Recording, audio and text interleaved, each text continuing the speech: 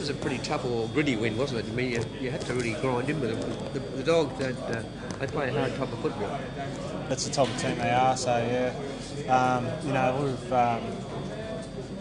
There's some goals this year, we've just set ourselves to make sure that, if we get into those games, we'll grind it out with them and hopefully we'll come off. And tonight was one of those games, so yeah. I was asking Cardi about that in that second half.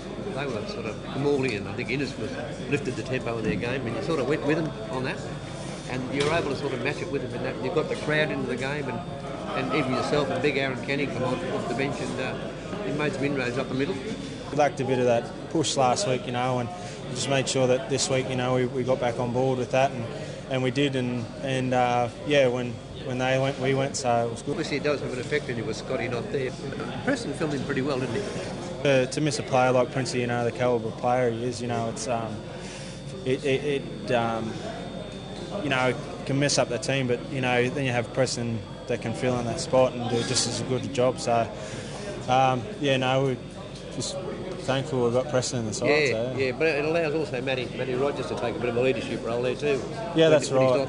Yeah, that's right. And the way we set the game up, we just made sure that we played to their strengths, and it was, it worked for us. So. I know you hear the comment a lot because you really tried to play like you play for one another tonight. You work well together.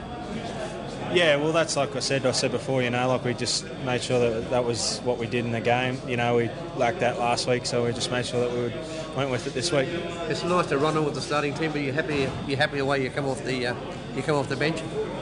Yeah, it doesn't worry me. Still get, a good amount of time out in the field, so, whether I'm happy to come off and let the boys start the game. So yeah. Yeah, well, it was a good win, but you got a hard game next week, so you'll have to knuckle down there.